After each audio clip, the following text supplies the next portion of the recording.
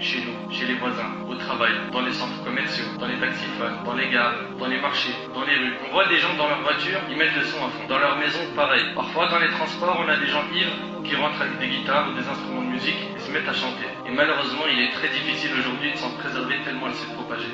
On l'achète à prix fort, on dépense de grandes sommes pour acheter les dernières chansons, assister au concert. Tu vois le jeune tout fier de sortir de la Fnac avec un nouvel album à la main, ou tout fier d'avoir téléchargé le dernier clip de tel chanteur ou chanteuse. Si tu demandes des informations sur les chanteurs, les sportifs, les acteurs, les comédiens, les jeunes peuvent t'informer sur leur vie entière. Mais les compagnons du prophète sallam sont inconnus pour eux.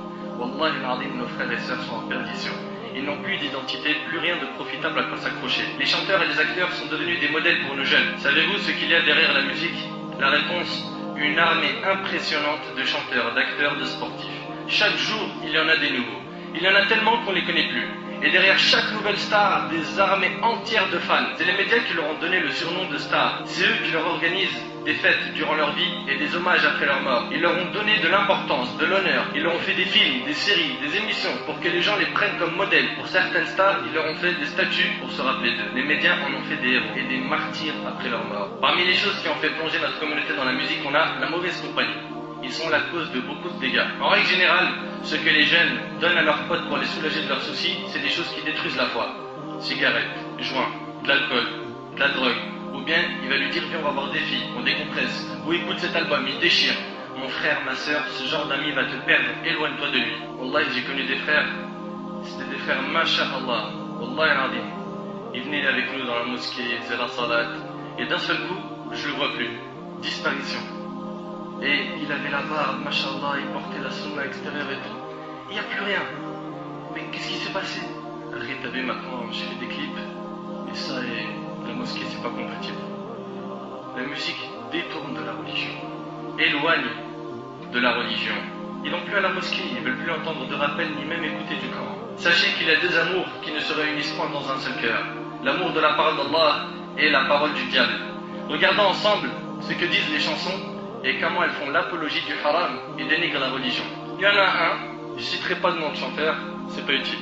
Il dit, gros numéro 10, avant qu'Iblis ne me choisisse. Prie pour que les rivières du Styx, l'enfer, se refroidissent.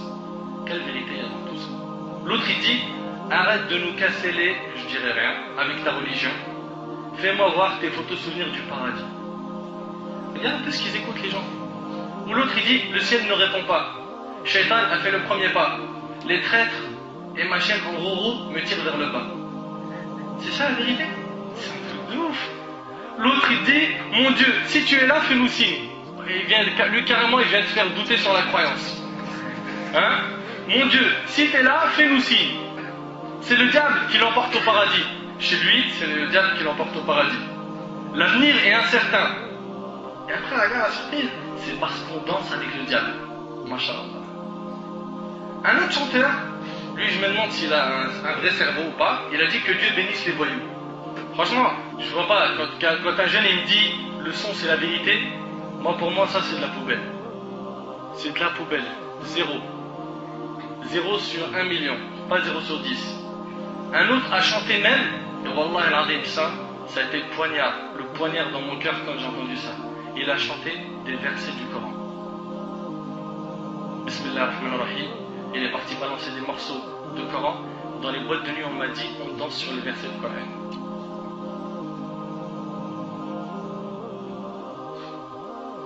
Danser sur le Coran. Inna lillahi wa inna ilayhi raji'un. Mes frères et sœurs, entre nous, ces paroles sont des paroles de vérité. Avez-vous oublié qu'Allah subhanahu wa ta'ala a dit dans Surat al-Zumar, Surat 39, verset 23, Allah nazzala ahsan al-hadith kitaban mutashabihan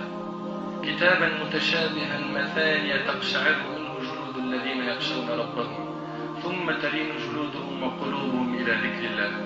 Allah n'a-t-il pas dit, Allah a fait descendre le plus beau des récits.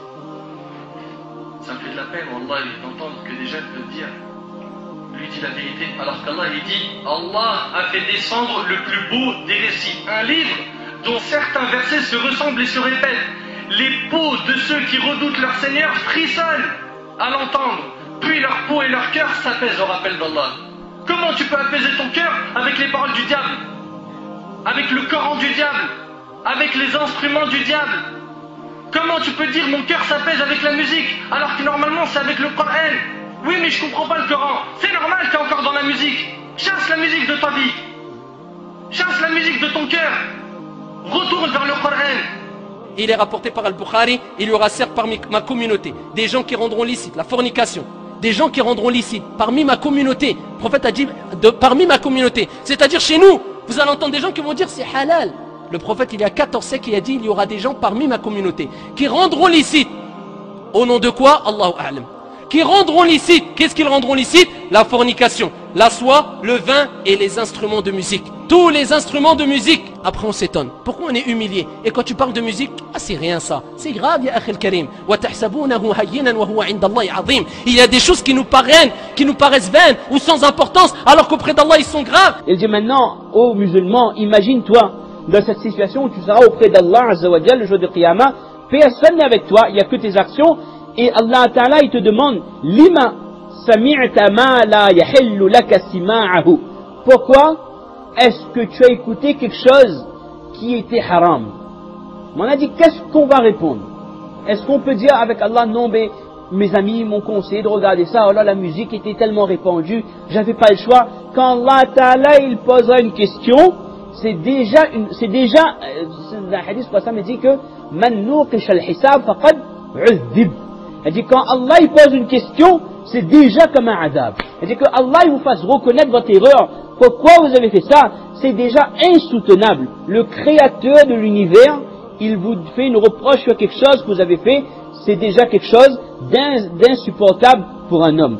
Et donc, on a dit que quand Allah demandera à l'homme pourquoi vous avez écouté telle chose qui est haram, et Satan spécialement de le jour, le degré de l'accès au péché par rapport aux oreilles n'a jamais été aussi présent. N'a jamais été aussi présent. La musique est présente, Allah al-Musta'an, partout. On a déjà dit, vous allez au supermarché, il y a la musique. Vous êtes dans le bus, il y a la musique. Vous allumez la radio, la plupart du temps, il y a la musique. Même si les infos, il y a la musique avant. Les GSM, les sonneries de portable, tout ça, il y a la musique, Allah al-Musta'an. Et deuxième chose, la musique de nos jours est de plus en plus attrayante. C'est pas une musique classique comme avant. Ça veut pas dire que j'écoute, mais quand vous entendez une musique parfois, surtout les musiques, plus les années passent, il y a des nouvelles musiques à la mode, et si par inadvertance vous entendez quelques secondes, c'est comme si que vous êtes hypnotisé. Vous écoutez ce style, c'est quoi? Vous avez envie d'écouter la suite, dire que pourquoi ça? C'est pas compliqué ça. Parce que la musique c'est la voix de Shaitan. C'est un pouvoir qui a été accordé à Shaitan de détourner les gens du droit chemin par sa voix. Ça, c'est sihr, ça. La musique, c'est de la sorcellerie. La musique, c'est une sorcellerie qui hypnotise le cœur. Dans la sourate Luqman, Allah Ta'ala explique au tout début quelle est la situation des gens heureux. Ce sont des personnes intelligentes qui écoutent le Coran, qui le mettent en pratique et sur lesquelles le Coran fait un effet direct. Allahu nazzala ahsana al-hadith kitaban mutashabiha matani taqsha'irru minhu juludul ladina yakhshawna rabbahum thumma talinu juluduhum wa qulubuhum min dhikrillah. Il y a des personnes qui sont affectées en entendant la lecture du Coran, cela se produit des choses de leur cœur au niveau de leur foi, cela augmente leur degré de conviction. Et l'autre cas de figure, ce sont malheureusement des gens qui fuient la lecture du Coran et qui préfèrent écouter autre chose que le Coran. Ça c'est des gens malheureux. ومن الناس من يشتري لهو الحديث ليضل عن سبيل الله بغير علم ويتخذها هزوا. Et ce terme lahwa al-hadith a été commenté par plusieurs mufassirin et par les sahaba avant tout comme étant la musique. C'est des personnes qui se laissent détourner du Coran et de la vérité par la musique, ce verset les concerne directement. Et il dit également que l'effet de la musique sur le cœur est tel qu'à un moment donné la personne, même si elle entend la lecture du Coran, elle fait comme si elle n'entend pas, ou alors même si elle entend cette lecture n'a pas d'effet sur son cœur. C'est comme si ses oreilles étaient bouchées. Parce que nous savons que dans le hadith, le prophète a dit que la musique fait pousser l'hypocrisie dans le cœur, tout comme l'eau fait pousser les plantes. Alors si dans un cœur c'est rempli d'hypocrisie, c'est rempli de fausseté, comment peut-on espérer que le Coran, que la lecture, que la tilawa du Coran ait un effet direct sur le cœur? Et cela concerne les chefs, toutes les catégories de musique.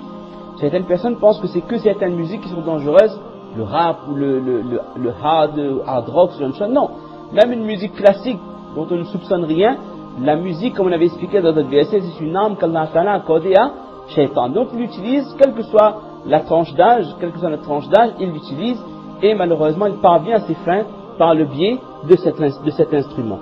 Je vous rappelle qu'Allah subhanahu wa ta'ala nous le dit justement, que c'est avec la parole d'Allah, avec le dhikr, ala bi dhikrillahi tatma'innul qulub. Donc si jamais vraiment, cher frère ou chère sœur, tu veux que ton cœur s'apaise, dès que tu sens qu'il y a une angoisse ou qu'il y a quelque chose qui va un peu t'embêter, reviens vers le Coran et écoute et tu verras, wallah, et ton cœur s'apaisera, et non avec la musique qui va, subhanallah, te mettre sur un étage, dans un petit ciel là pendant quelques minutes, et puis une fois que le CD est terminé, c'est fini. Il n'y a plus rien, tu sens Allah comme un vide, et si tu avais, entre guillemets, rêvassé un petit peu bizarrement, ou tu as pensé à certaines choses néfastes ou autres, tu restes dans cet état avec plus rien entre les mains, et tu en seras donc questionné le jour du jugement dernier. Donc il faut absolument faire attention à cela, et Allah yazkoum bi khair, on a aujourd'hui beaucoup de choses qu'on est censé étudier et qu'on a délaissées, que ce soit le Coran, la Sunna et bien d'autres sujets. Donc faites votre possible pour profiter de ces oreilles qu'Allah subhanahu wa ta'ala vous a donné, de ce cerveau qui est capable d'étudier et d'engranger un tas d'informations pour revenir vers sa parole. Et comme l'a dit Allah subhanahu wa ta'ala, وَمَنْ أَعْرَضَ عَنْ ذِكْرِي فَإِنَّ لَهُ مَعِيشَةً ضَنْكًا. C'est-à-dire celui qui subhanallah délaisse ma voix, mon rappel, mon Coran, et lui prend un autre chemin. Wallah, il vivra d'une manière, mais vraiment remplie d'épreuves. Il vivra très très mal. Donc, Allah d'alikum, revenez vers le Coran, la plus belle des paroles qui vous a été donc donnée par Allah subhanahu wa ta'ala. Je t'ai laissé là, je t'ai laissé 30 ans, 40 ans dans Dunya. T'as voulu les désirs de Dunya, alors que j'ai dit dans le Coran, les désirs c'est fait amer. C'est amer. Allah subhanahu wa ta'ala nous dit dans le Coran, les désirs de Dunya c'est amer. C'est qu'un laps de temps. Après c'est fini. Yawm al-Qiyamah, où tout le monde sera jugé, les gens verront l'enfer. Lorsqu'ils verront l'enfer, ils diront, oh mon Seigneur, les versets qu'on traitait de mensonges dans Dunya, on les voit devant nous. Ils voient quoi l'enfer? Donc, n'écoutez pas n'importe quoi, mes frères.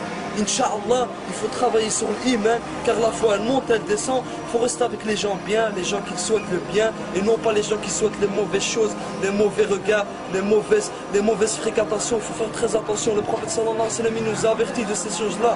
Il faut se réveiller, mes frères. Il y a le monde calme, wallah, il y a le monde calme. Les gens, ils se rendent compte même pas. La musique, c'est normal, les filles, c'est normal, la fumée, c'est normal. Allah, il déhomme, qu'Allah les guide, qu'Allah nous guide, qu'on ne pas dans ce chemin-là. Wallah, mon frère, on doit réfléchir parce que on est apte. Les frères et sœurs, la communauté a besoin de vous. On veut que vous soyez comme les compagnons du prophète sallam, que vos cœurs soient attachés au Coran, à la prière, aux adorations. Mes frères et sœurs, éloignez-vous de ces chanteurs et de ces chansons qui ne font que d'appeler à la perversité, à la vulgarité, au sexe, etc.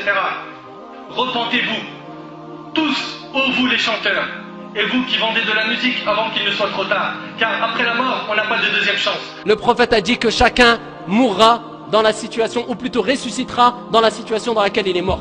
Donc maintenant, à toi de te poser la question avec toute sincérité. Est-ce que tu n'auras pas honte de ressusciter devant Allah subhanahu wa ta'ala alors qu'Allah azza wa jal t'a fait mourir et tu écoutais de la musique? Est-ce que tu n'auras pas honte de ressusciter auprès d'Allah azza wa jal en écoutant de la musique? Tu écoutes de la musique et Allah azza wa jal te voit devant lui. Est-ce que tu n'auras pas honte de te trouver dans cette situation? Si après tous ces avertissements et ces preuves, vous préférez la voix du diable, le Coran du diable qui est la musique, sachez que le jour du jugement sera pour vous un jour de tristesse, de peine, de regret, de souffrance. Le seul problème, c'est que ce jour-là, il n'y a pas de deuxième chance ni de rattrapage. نسأل الله سبحانه وتعالى أن ينفعني بما قلت وأن ينفعكم بما سمعتم. هذا ما أعلم والله عز وجل أعلى وأعلم. سبحانك اللهم وبحمدك أشهد أن لا إله إلا أنت أستغفرك وأتوب إليك. جزاكم الله خير والسلام عليكم ورحمة الله تعالى وبركاته.